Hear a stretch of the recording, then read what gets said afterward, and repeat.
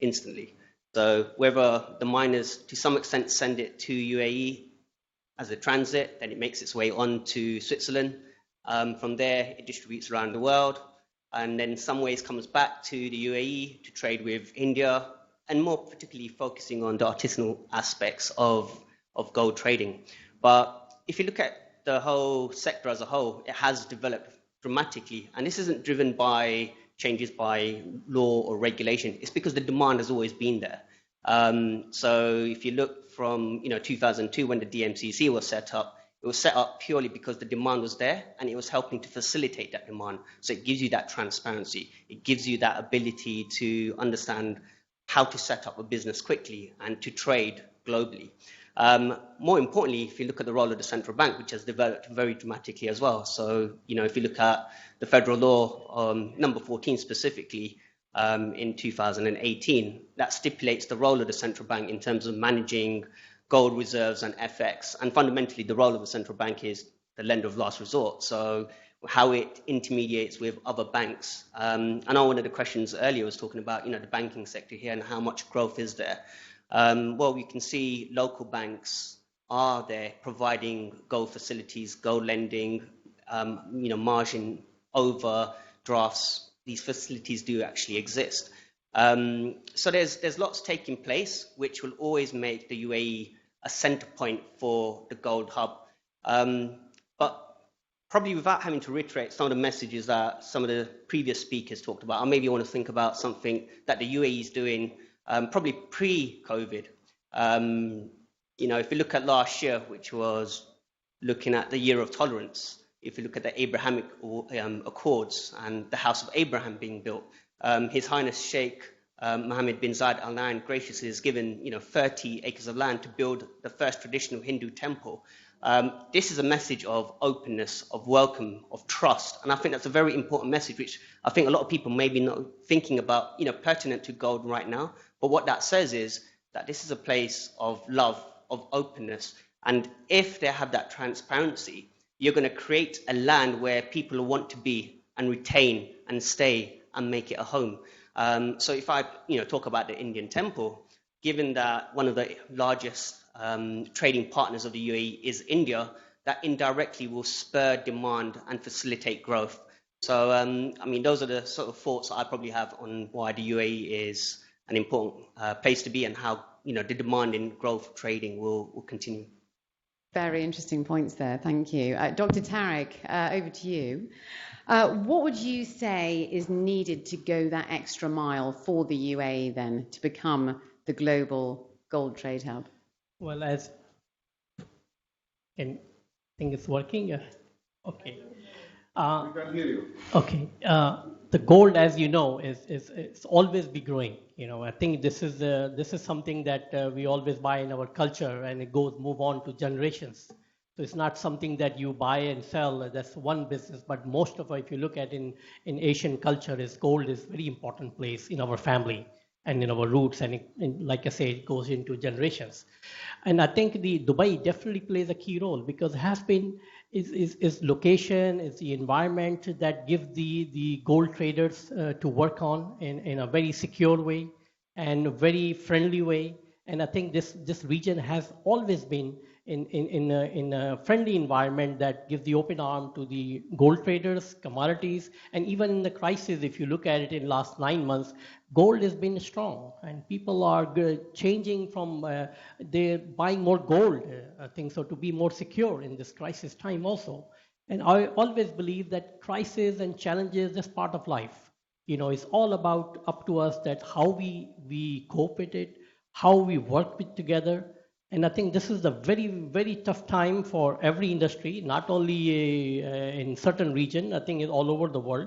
And this is a time for more partnership, more joint ventures, more team efforts, joining hands in different industries. And in gold industry, you can say that the retailers, which are going through tough times right now, but I think so that if they hold on to their gold, definitely is what will be much more tomorrow than today. So definitely, this is one of those commodities that you don't throw away. So it always passes on to generations and you hold on to it.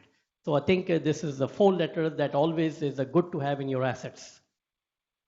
Well, it's interesting that you speak about partnerships, because my next question for Your Highness Sheikh Ahmed.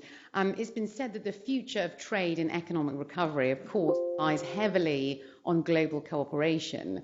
Would you say, do you think what else is needed as well as that? And do you think that is the main way forward for recovery, especially within the gold industry? Well, with regards to gold, in 1996, the Emirates wasn't even on the gold map. But today we trade more than Hong Kong and America, which is a big thing. And with regards of us expanding, gold is very important. Have you noticed the more comfortable and more confident countries, as was shown earlier on the graph, on the video, was the countries which had the most gold, because they are the most confident of their value of their currency and the stability of their economy.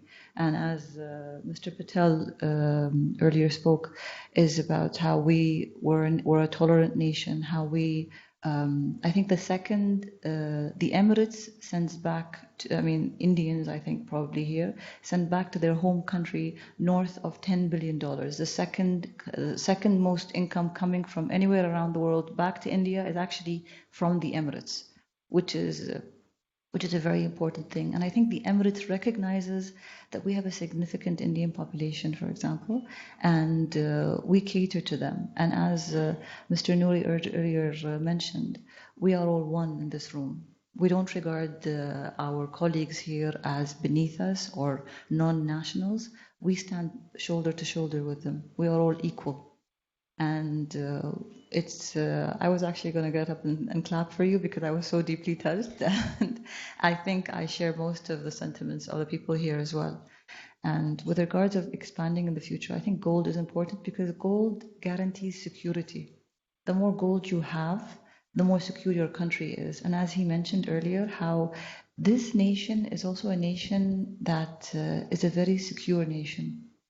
Although we are living in the Middle East, and the Middle East isn't known for its peace and quiet, we have been able to hold the flame of peace. I would maybe I shouldn't use the word flame. I should have used we are the house of pigeon of peace or the dove of peace. And I think the nature of the locals here rubs off on the foreigners and immigrants that have come to settle here as well. And I think they like it. And people usually come. Usually, people are supposed to come here for a 2-year contract.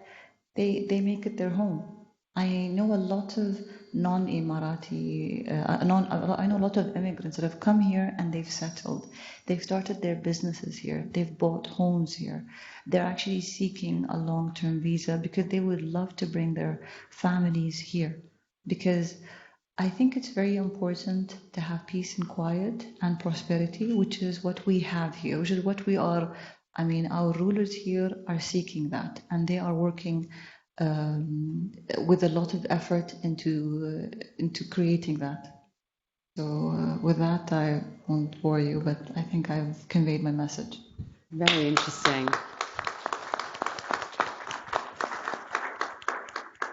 And so true, you come here to the UAE and you fall in love with the place and you stay for 10 years like I have. So yeah, completely. Dr. His Excellency Dr. Mohammed, Dr. Tariq touched on the Expo, which is a very hot topic, of course. What do you think that's going to do for the gold industry here in the UAE? Is that going to help it at all as well?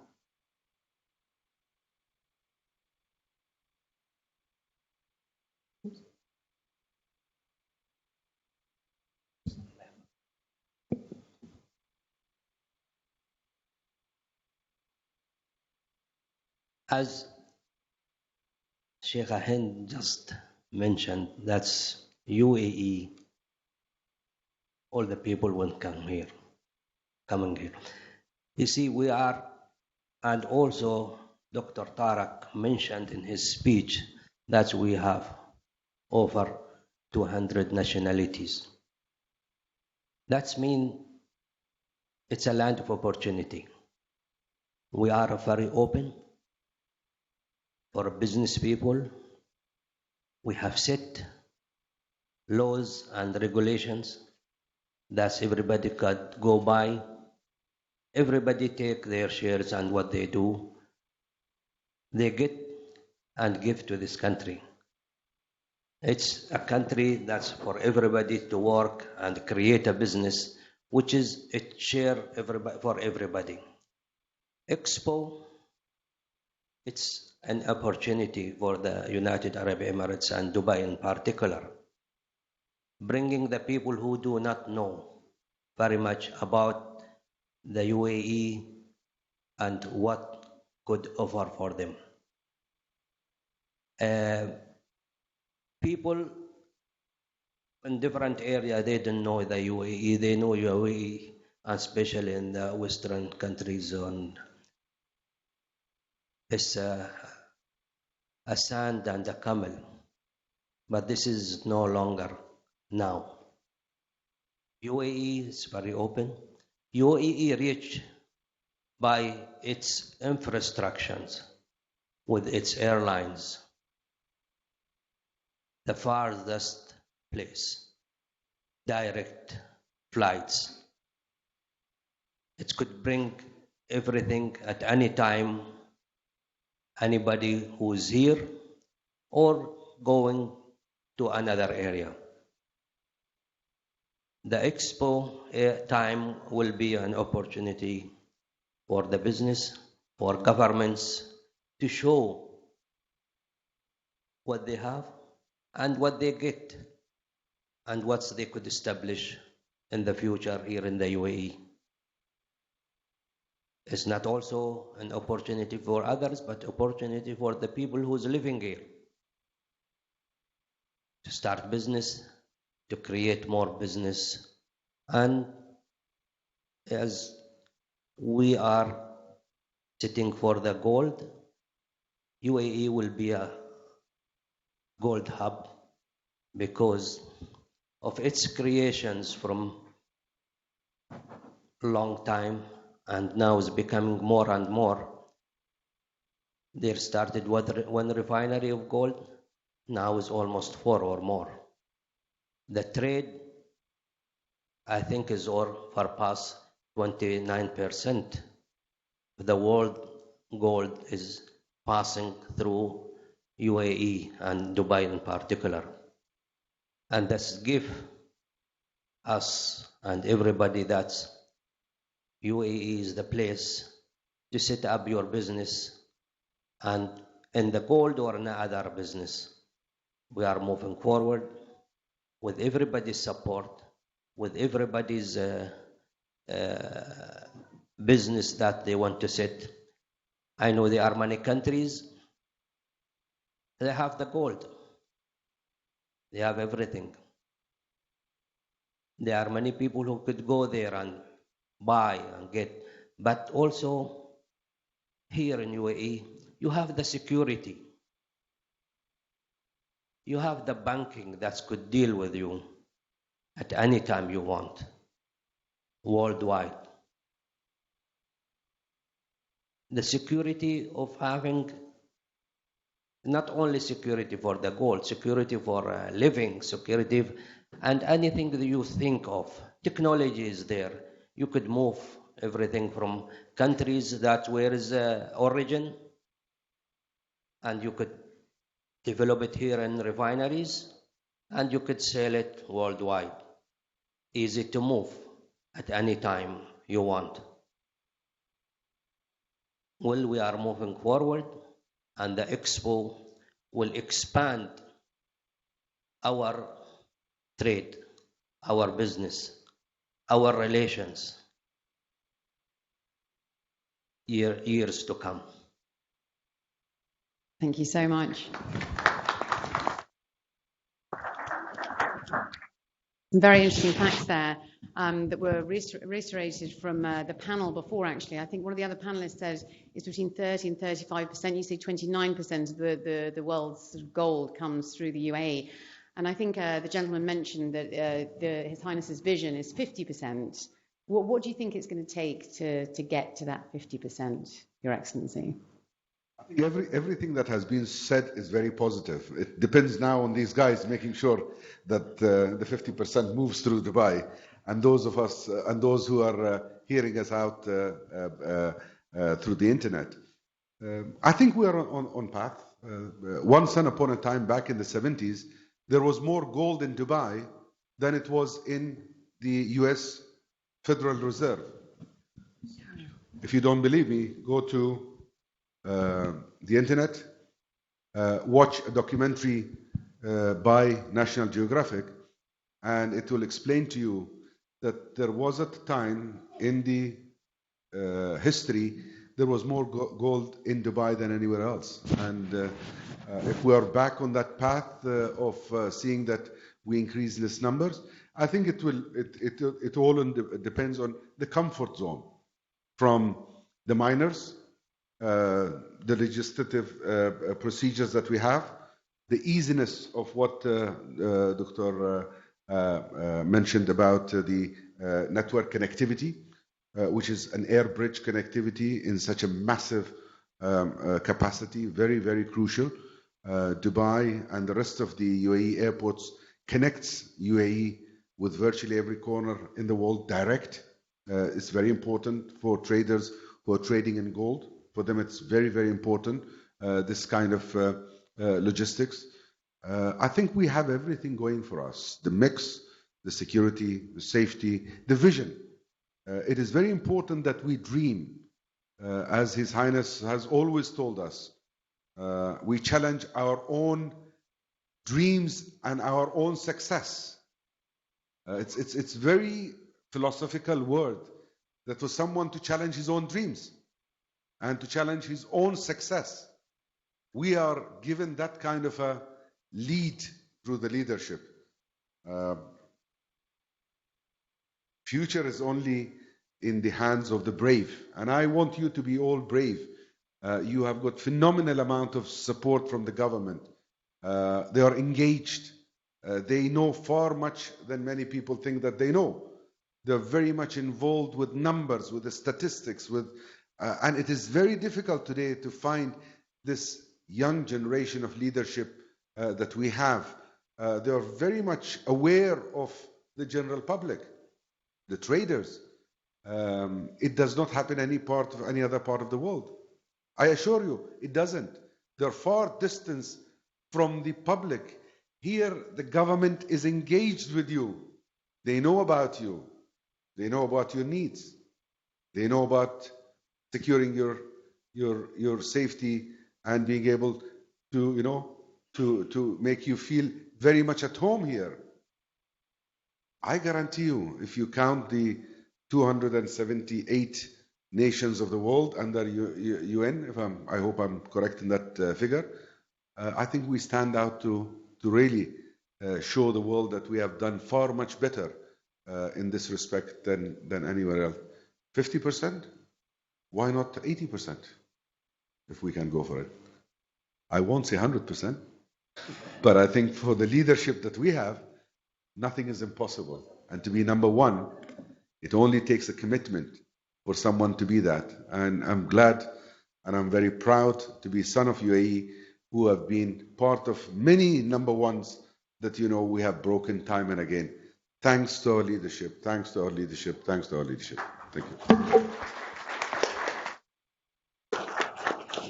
I actually wanted to make this session as interactive as possible, if you don't mind. Would you mind if I threw out to our audience to ask a couple of questions? Would that be okay? Because I don't think we've had any audience questions yet. So does anyone have a question for our panel? This is your unique opportunity to fire away. We have a microphone just here. Do we have any questions? Don't be shy. It's always the first question that's the hardest to ask, isn't it? Any questions? If not, I'll keep going. Yes, of course. Yeah. No problem. Yeah. Maybe we'll throw back out to the audience in another 5 minutes, see if they get any more brave. But yes, please do carry on. This will be my last session that I'll be with you, and I take this opportunity on behalf of His Excellency Sheikh Khalid bin Ahmed Al Hamid, the chairman, who really have made sure that I pass and I convey these to the delegates both locally and internationally, that it is only through a platform like this that we will be able to reach those numbers. It is only through a platform like this that we can prove to ourselves, prove to the world that we are very capable in having Dubai, United Arab Emirates to become a gold hub, that it is respected, that it is capable of allowing the traders, the miners, to really find it super easy to deal with. And on his behalf, once again, I thank you very much for giving us the opportunity to be able to be part of the success story that we all want to anticipate into. Thank you. Thank you. Well, the future is incredibly bright. It really is. One thing we haven't really touched on, Dr. Tariq, is maybe some of the challenges. Could you identify some of the challenges that need to be overcome? Well, I think, like I said, the challenges is part of life. Things happen in business or personal or anything. We have to create the opportunities in this challenges time. And I think, currently, if you look at the last 9 months, everybody have learned something about themselves, about how to do business. They went back to the drawing board, how to conduct their business in different industries and everything else. So I think the in this tough time, all I say that is this is the time to move forward, work strongly, get this economy back on track, slowly but strongly, and it is very important. And I think, like I said, that more partnership is required, more joint ventures are required, and it's not about domestically, internationally, because now everything, even this conference is virtually seen by all over the world. So actually you have an international conference here, audience sitting all over the world. So why not business? Why not partnership? Why not take the experts and even your backhand can work very strongly. And especially in gold, I say maybe physical transaction are not happening, but the virtual trading and everything is happening. It doesn't matter. It doesn't affect your investment. So I think the best time it is that, you have to reach your surroundings, get the right person in your contact, and talk about a business which is new. Like I say, creating a business opportunity have a much better chance. Because if there is an opportunity sitting there, I think it's not going to wait for me or anybody. It's probably gone by the time I reach there. So I think we are living in a technology world. We're living in an innovation world.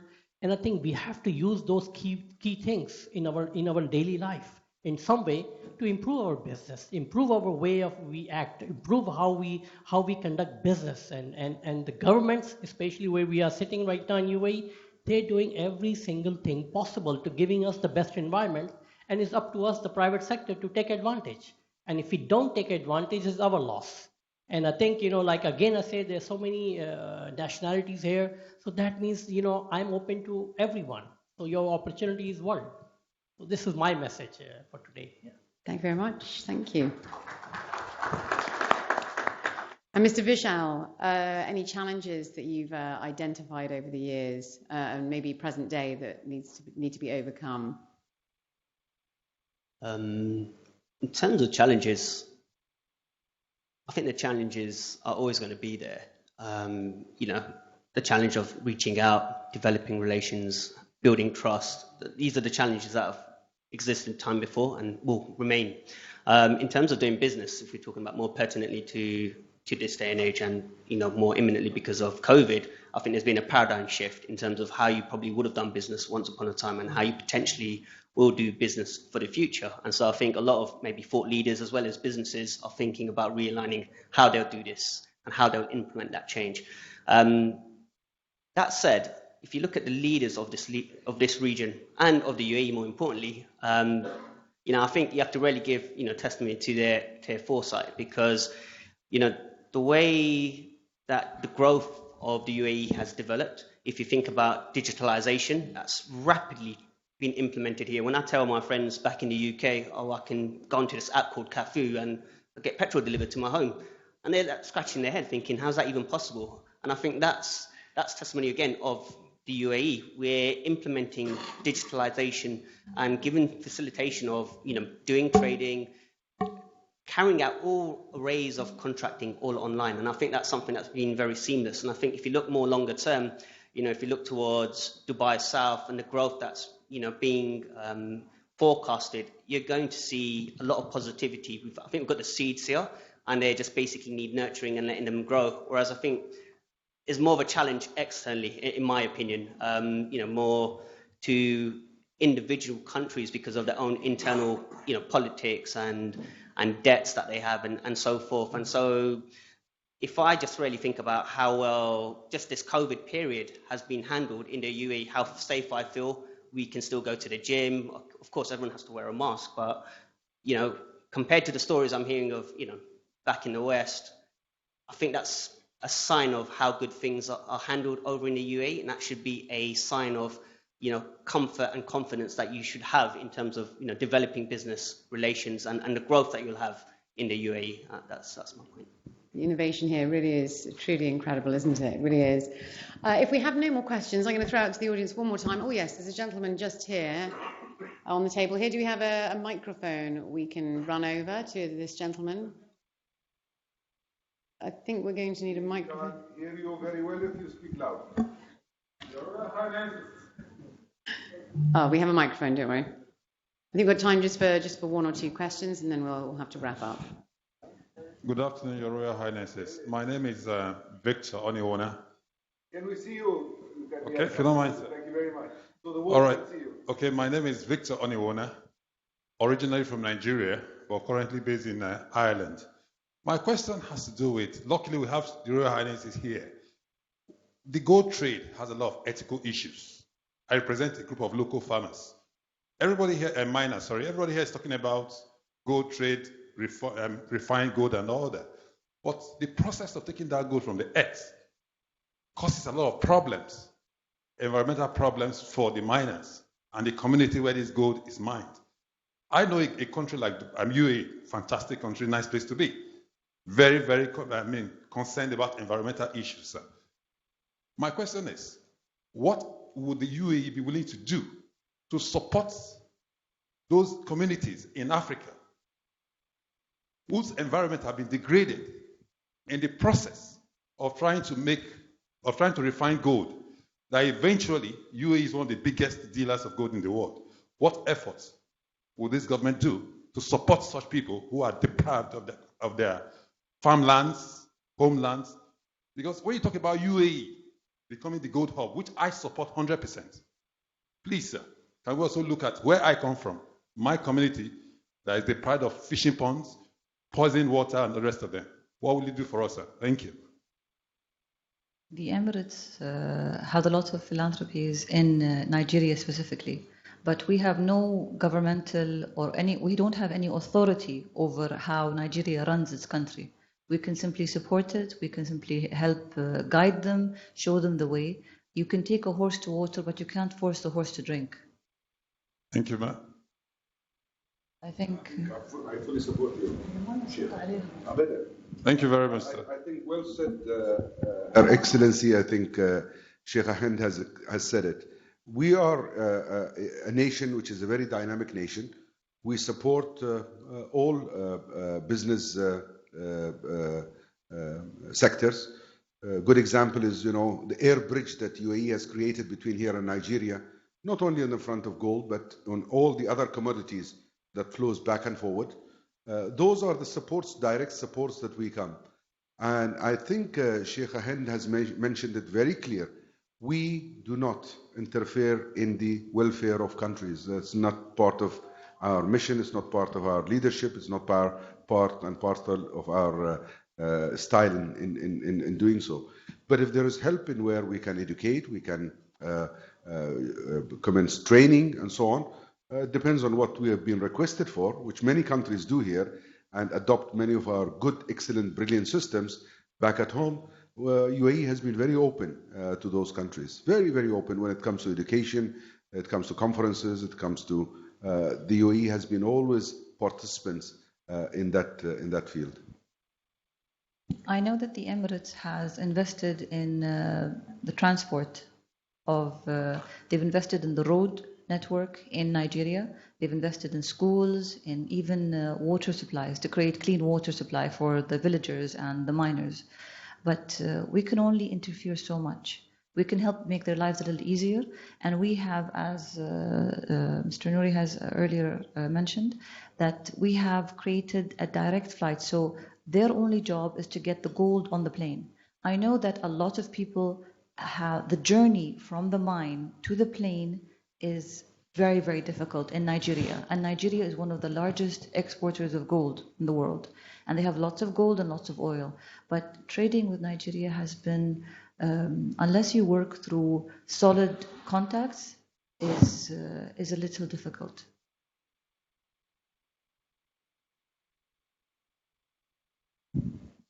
To add, they said, the way you have participated in many different places in Nigeria and other country in Africa area or in other areas by different ways. During even this COVID-19, there are many flights who gone to different countries for helping in medicine on different kind. Besides, also the Red Crescent did a lot in different area. And also there we have here many charity organizations who have participated in different areas in the section of water and section of helping the rural area for helping them. But sometimes also why did not reach to certain area, for example, as you mentioned in Nigeria. There is also restriction why, where to go, how to go, where to put, how to create things in different area. This is also a regulation of each country for allowing charities or Red Crescent to do things in a different area around the world in the poor country or countries that need help. Thank you so much. Sadly, that is all we've got time for. Thank you so much for your question as well. Yes, please do, Karen. So, I want to add Sure. more. That's UAE during this year and always looking for different changing opportunity for everybody to come. The rules here very easy. Timing to get license, to get work done is easy and fast. At the same time, UAE have, through the government and the wisdom of His Highness Sheikh Mohammed, to look beyond. This year, the Ministry of Trade, and there is a great Ministry of Trade, with Minister of Economy, there are three ministers who's dealing with the economic. We have a minister for international trade, which is he's looking for opportunity, looking for people to come here. They tackling also through the other governments that's they come here, creating more like connections through the international trade minister.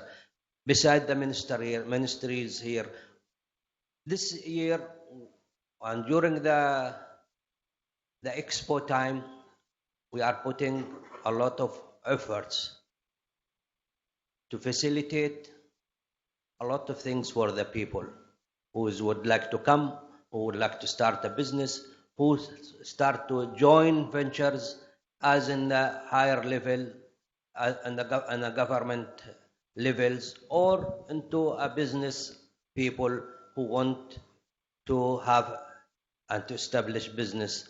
As Dr. Tariq mentioned, that's the opportunity here for everybody to have their business, and UAE is very open, as always. And anybody want to start to do something, it will be facilitated in so easy way, and the rules is there for you and for everybody to start any business. Thank you.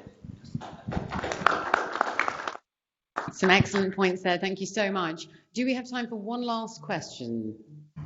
Because we've got a gentleman in the front. We'll just very, very quickly go to the gentleman in the front.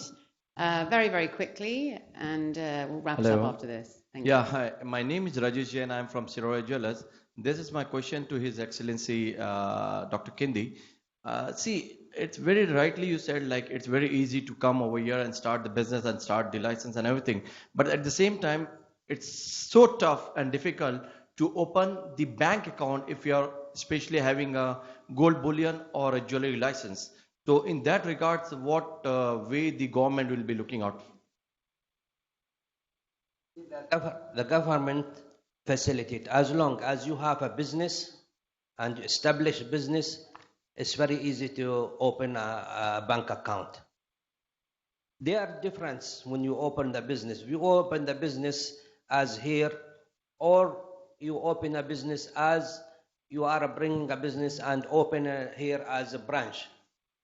Always the branches take time because you have to get your branch or from the country that you are. You have this so and so business or a gold business or whatever kind of business to tell that your business is in here or your new license that you are like company, a new company here as a branch.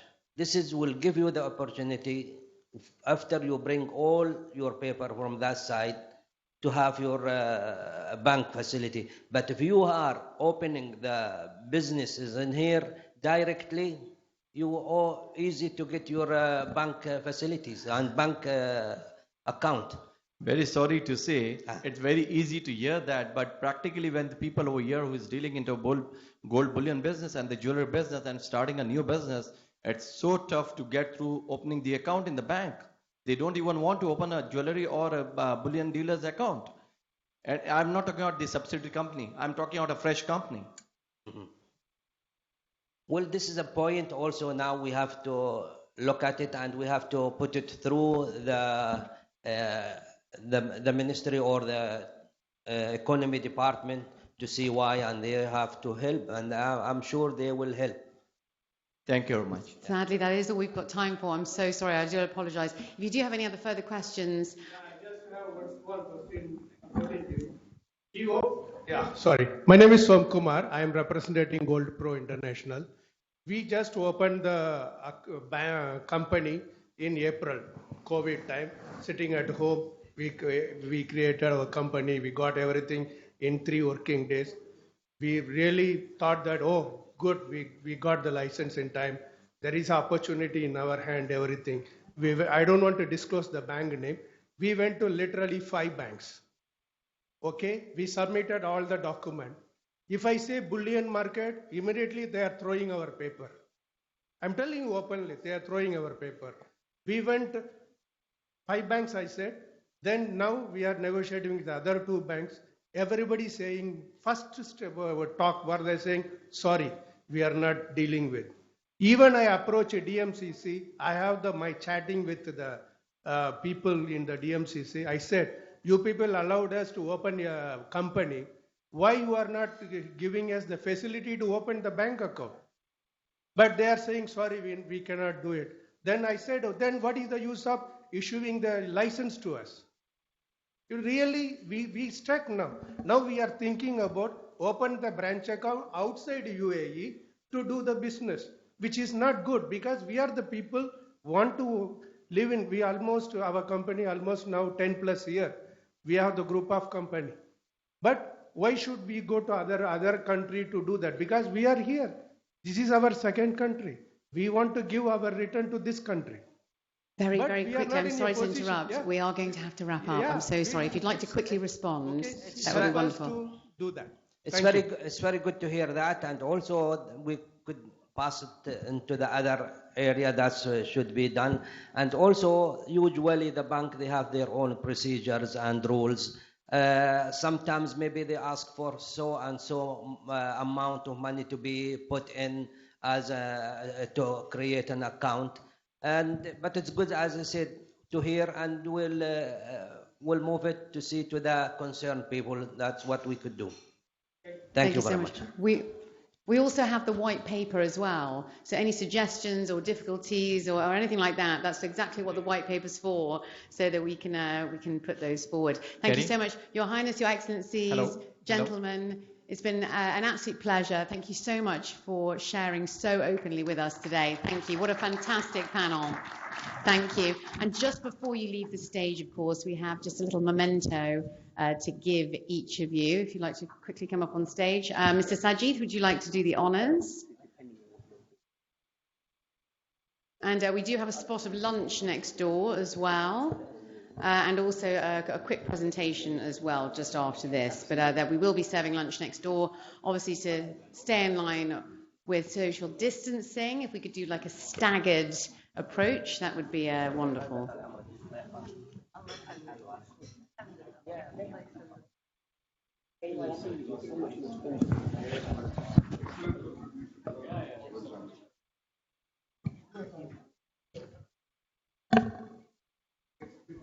So we'd like to give this to Her Highness Sheikh Hind bint Faisal Al Qasimi, and it's also her birthday today. We've just been told it's actually Her Highness's birthday, so a very, very happy birthday to Her Highness, who's come to join us on her birthday. So thank you so much.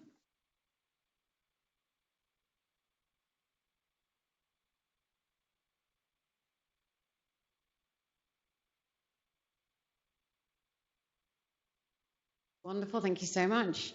And do you have anything else, Sajid? Any more certificates?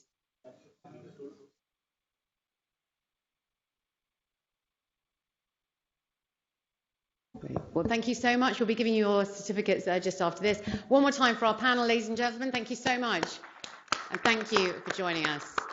What a privilege to have you all on the stage together. Thank you. Thank you very much.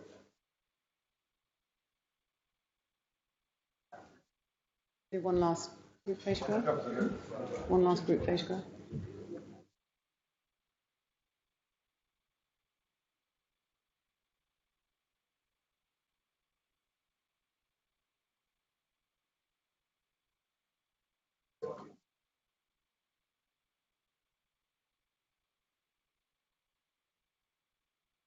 Let's hear it one more time for our panel there. Thank you so much. Thank you. And please do feel free to go and have some lunch as well, which is being served next door, but please do make it a staggered approach. Thank you. Thank you. Thank you. Thank you.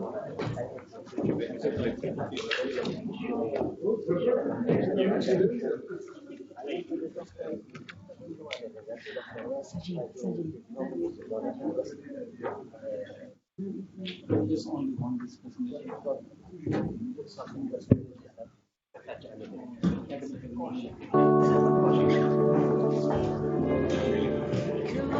Well, ladies and gentlemen, we now move on to a country presentation from the Hebony Group. So if we could just call up our next speaker from the Hebony Group,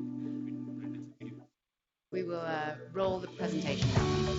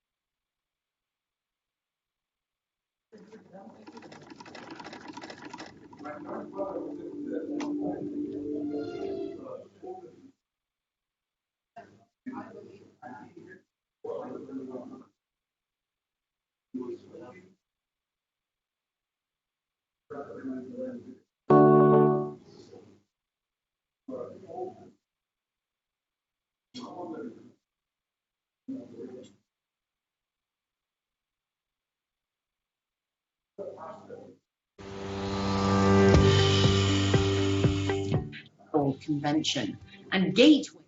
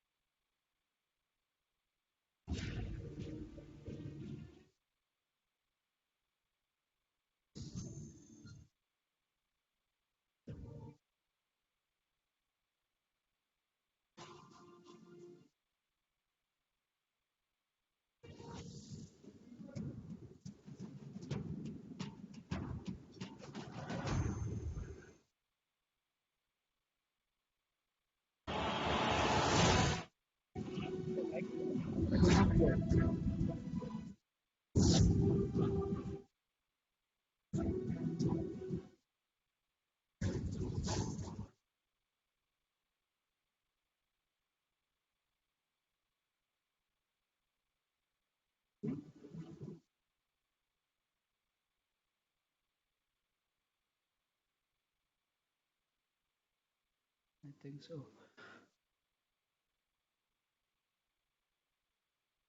Yeah, Mr. Abdul.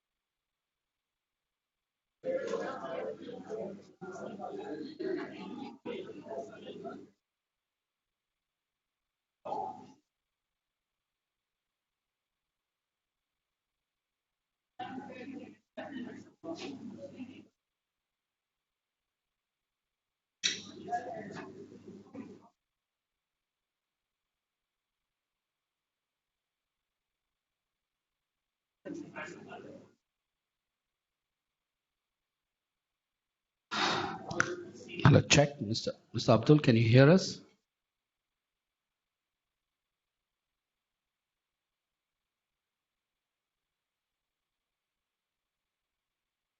Can't hear him.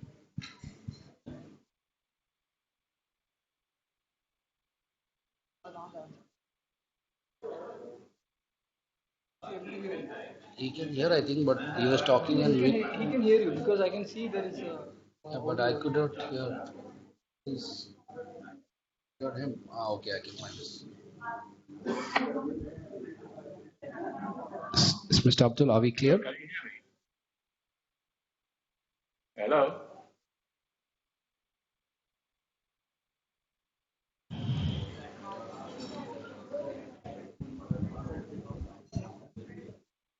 Hello?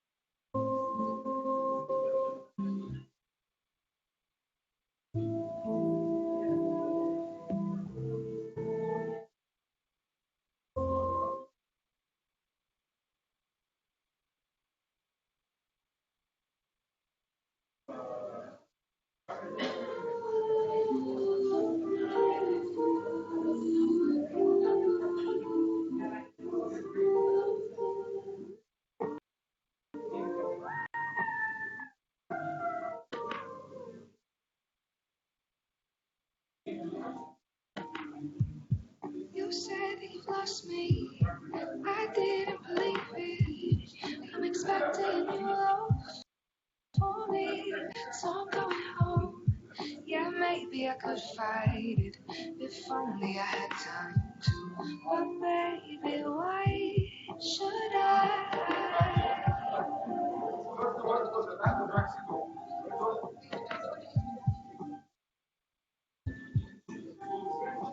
And all of this stuff will break me. Don't break me. Hello, Mr. Bala. Can you hear us? Yeah, bro. Hi. All right.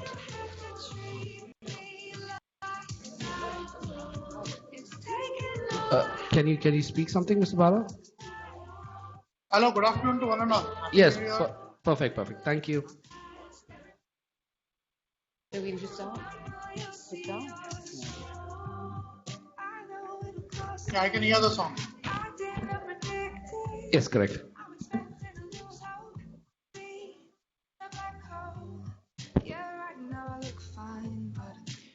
Welcome back, ladies and gentlemen. We'll be starting in the next minute or so. Just a reminder that we will be having a gala dinner this evening at Sober Heartland, and we'd love for you to join us. If you do not have transportation, please do go over to the Sober Heartland help desk, and they'll be helping you out with transport a little later on. That's for our gala dinner this evening. We'll be starting in just 1 minute. Thank you.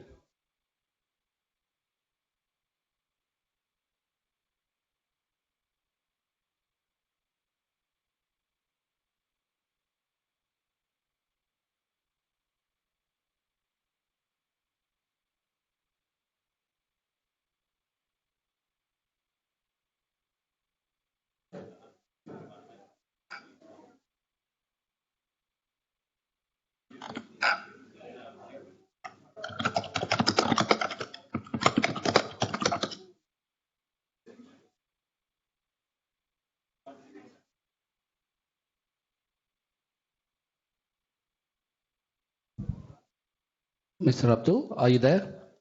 Can you switch your camera? Yes, I'm here. Pardon? Are you going to go put your camera on? Okay, give me a second. All right.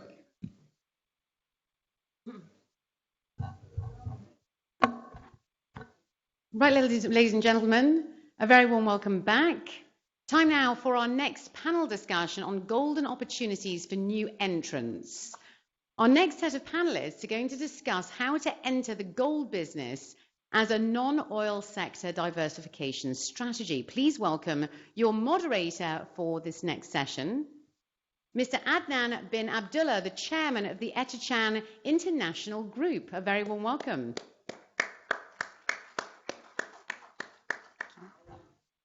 A very warm welcome. And our first speaker for this session is Mr. Abdul Halim Muhaysen, the economic expert from the Department of Economic Development, Ajman. Very warm welcome. Thank you for being with us here today. Now, our next speaker is coming to us virtually, so I hope we've got the screen set up. Mr. V. Balasubramanian, Managing Director and Chief Executive Officer of India International Exchange, IFSC Limited. A very warm welcome. Thank you very much for joining us. I'm hoping your sound is okay as well. Next, we have Dr. Abdul Diwali Mohammed, DY Director General, Asia Africa Development Council and the Executive Chairman of ASGON, GSEF UK, and signatory to the United Nations Global Compact. Dr. Abdul Diwali Mohammed. Thank you. He should be our next virtual speaker, is that right? Yes, coming up.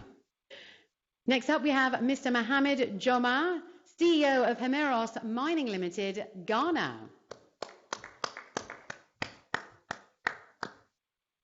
A very warm welcome. Our next virtual speaker is Mr. Mohammed Saiba Kamara, Manager and Economic Operator for Group MS CA and Field SA Mining Society at Benkada, Guinea-Bissau. A very warm welcome.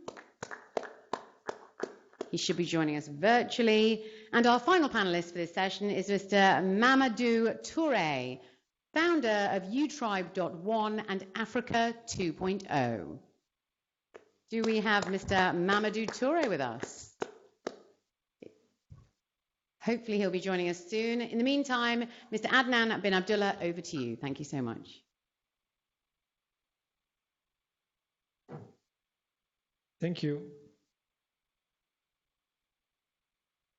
Thank you to have you back here. I hope you have had a lovely lunch. Okay.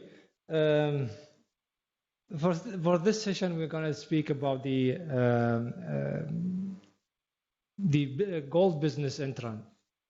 What are the opportunities and what are the challenges in different areas, and what are the processes, use of a government's role in the gold business field, and how can we reach to the ultimate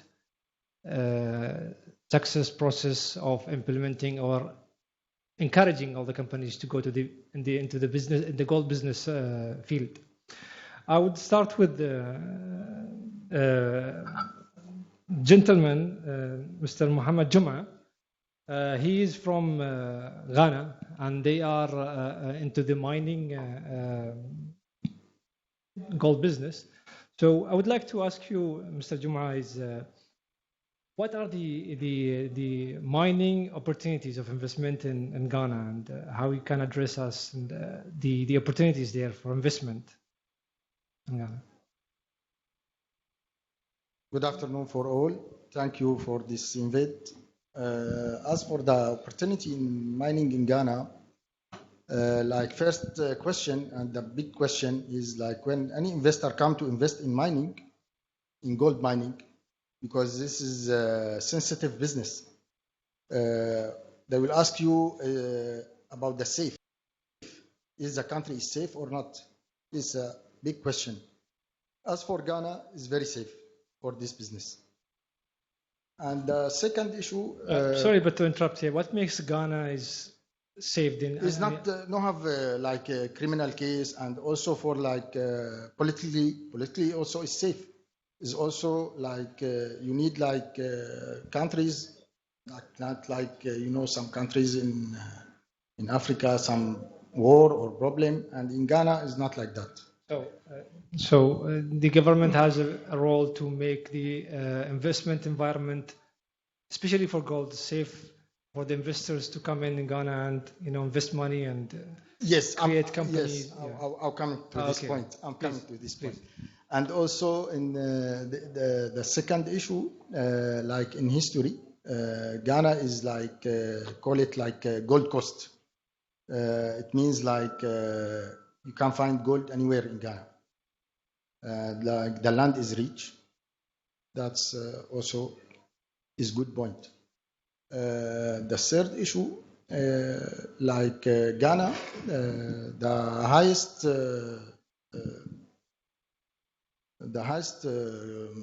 let's say the quantity producing gold in Africa, in whole Africa.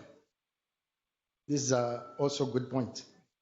And you asked me the question about how is like government make the steps or the rules to make, for the investor. Ghana is like the government make the rules because some people like come to search for the easier way to do illegal business and get the gold fast. In Ghana, it's not like that. You have to follow the steps to get like the license and to get the land, and after that to export in legal way to export the gold. But if you get the gold in illegal, also you cannot export it. Also this one. All right. Okay. Going to some, since we have mentioned the government, so a question came is like, in terms of, I'll direct the question to Mr. Abdul Halim. He is the economic expert in the Department of Economy in Ajman. So what are the processes of the governments, of the economic departments across the GCC, especially in UAE also? How do they ease the processes for the companies to establish, branches here in UAE, either or in GCC, and the other way around, like from here also to work with the African companies or any other company in different world, in terms of business, in terms of even other businesses as well? Thank you. Let me state first of all that UAE, in starting a business, according to the World Bank Ease of Business report, is number 11 in starting a business. UAE is famous of its user-friendly or business-friendly procedures and cost of starting a business. A main challenge in this field regarding the UAE is to align the federal and the local Emirates standards and procedures of establishing a business.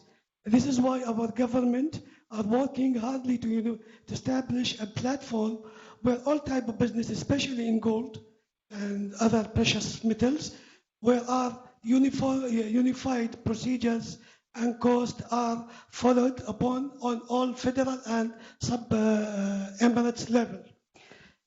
I think one area of cooperation between GCC countries and UAE to explore opportunities in gold business is to join a joint fund to go and invest in mining in Africa.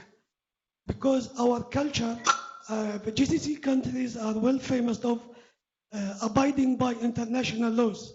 So if we are kept our norms and procedures and ethical background and invest in gold miners and become a key player in gold mining, I think GCC countries with its huge capital capabilities, huge friendly relations with African countries can become a key player in not only in trade and refining gold, but also in exploring mines in Ghana and other countries of Africa. The next question is how easy for the investors to come here and establish or start a gold company, like in terms of issuing a license, trade license, and all the processes. In the previous session, we had a question here, which we had a discussion back then. Regarding the bank account. Yeah, regarding the establishment of the company, the requirement from the government here, and the all due diligence of this company, how they're gonna bring the gold here or export for import or import for re-export, so whatever business they want to do. So, what can you just share with us a little about this, the yes. processes and the? As our friend from the last panel. From one of the participants said, he issued a license in 2 days. The issue of a license, the procedures of issuing a license in GCC countries, in the UAE especially, is not an issue. We are of the best countries in the world of easing procedure, low cost of establishing a company in all type of sectors, in all type of activities, even in gold. But in UAE especially, we are kept with or obliged to assure that all businesses done in the country are done within the context of international norms and agreements, especially in anti-fraud, especially in anti-money laundering. So some type of activities like gold become so sensitive, not for issuing a license, but for other obligatories, other commitments that we are as a UAE country are committed to commit by. And so this sometimes of banks are reluctant to open a bank because procedures to assure that these companies are not used for fraud or money laundering is sometimes become a burden that we have to combine to commit with. So, do you know what this does this company need to do to clarify these things for the banks or whatever process they may need to provide for the banks to make Well, a new set of regulations are now in the pipeline to make sure that all traders in gold and other precious metals are complying with international rules. One of them is to assign a person from each company that is called a complementary person to make reports to licensing entities that all practices are done within the international laws and regulations in trade of gold. So I think a set of procedures that will be seen will come into force in the near future will ease this type of business and make issuing a license is much easier process. I see. Great. I think we have Mr. Bala with us, right? Yeah. Yeah. Hi, can you hear us? We can see you.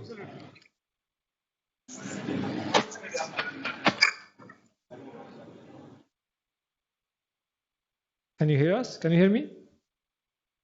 Okay, I hope I'm audible. Yes, yes. Sure. Okay, Mr. Bala's a question for you is regarding the gold business between UAE and India International Exchange or in the international exchange that you represent.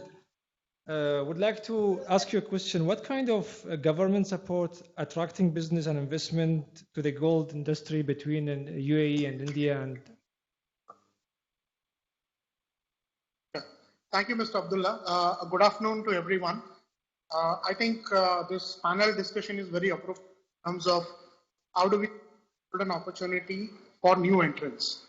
So in this context, that India is one of the biggest importers of gold. It almost consumes 25% of the world's gold supply. And also the Indian gold market today is pretty imperfect. There is no single kind of market price which is there because India is a large country and each node has its own kind of prices. So now the government of India has been mulling over the last 4 or 5 years how to actually reform this entire gold business in India. And in fact, there was a concept of promoting a single gold spot exchange in India. Finally, this year, about 3 months back, a new authority has been set up called the IFSC Authority or the International Financial Service Authority. And this has been, and they have actually made operational bullion as a financial product. So now it is going to be available as a financial product. And basically gold, silver and all precious metal bullions can all now be traded officially in a single exchange platform. And this IFSC is basically a jurisdiction which is carved out of India, just like a free trade zone or a special economic zone. And this particular zone is available to all international investors, including resident individuals as well as foreign individuals to operate, including non-resident individuals. And this particular concept is now kind of taking place, and a new exchange is going to be granted license very soon. It will be called the International Bullion Exchange from India. And the idea is to become a price setter in terms of coming with a transparent gold price. Additionally, the government is also notified that this gift city, which is the IFSC, which is near Ahmedabad in Gujarat, which is just about an hour's flight from Dubai, will also have a free trade warehousing zone notified. So effectively, all the imports which may be coming to India may actually get routed through the gift IFSC warehouses. And effectively, since this area is also treated as a special economic zone, so people could buy both from India as well as from abroad on this particular market. And I'm sure a lot of people from UAE, especially from Dubai, Ajman, all these places, Abu Dhabi, all of these places would be able to participate in the IFSC. They can come in by directly becoming an intermediary with the exchange, or they could also come in as a customer by actually using one of the brokers. In fact, we already have quite a few broking firms who are already operational, which are all set up in the DMCC area in Dubai, in the DMCC area, and they will all be able to help the participants to trade in the gold. And this could become a good kind of a trend setter, and effectively it's a new for a particular part of the world. Great. One more question, Mr. Bala, is how do you see the international exchange can provide the support for global business class and the industry, and the investors? Absolutely. So effectively, any investor today, we are set up on an electronic basis. We operate on a 22 hours market. So effectively 22 hours electronically, one can be able to buy and sell gold from anywhere. And effectively all investors will be able to hold it in terms of the warehouse receipts, because it can be available in an electronic form. So effectively gold can be bought as an investment class. And it's a very important asset, especially in terms of volatility. We all know how gold is very important. Apart from that, physical delivery is also available both internationally as well as in the local market in India. So effectively people can, whenever they want to use it for end consumption purpose, in terms of onward use, in terms of making jewelry or probably transfer it to any other jurisdiction or buyer, that can also be facilitated from the IFSC. Awesome. So it will be a big asset. Again, we'll be looking at a lot of international participants. We are already talking to pretty large value chain suppliers, both from the end-to-end value chain, either in terms of banks who actually source it from mines. And similarly, we are looking at end users, and also we are looking at all the service, including vault providers, warehouses, exchanges, clearing houses. Everything will be in kind of place in the next 3 to 6 months. Oh, that's great. That's awesome. Good. We'll move to, we have second virtual here, or Mr. Mamadou is here with us.